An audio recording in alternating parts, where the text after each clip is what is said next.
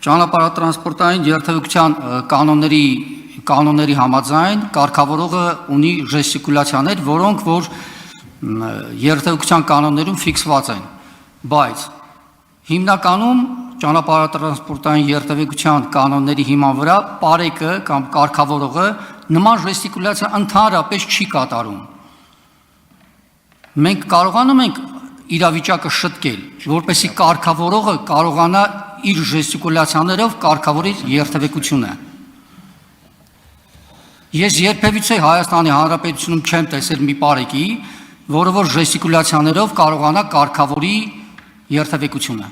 Ինչ վերաբերում է կարգավորողի ժեստերին, ապա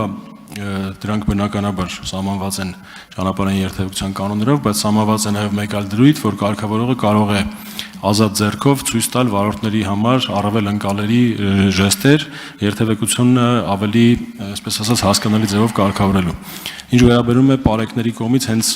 ուղիղ սահմանված ժեստերով անելուն, ապա ասեմ, որ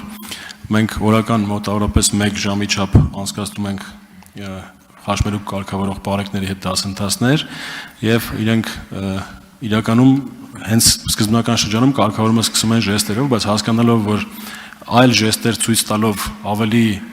արդյունավետ է կարգավորելը ճանապարհային երթևեկությունը, անցում են կատարում նաեւ այլ ժեստերով կարգավորելուն։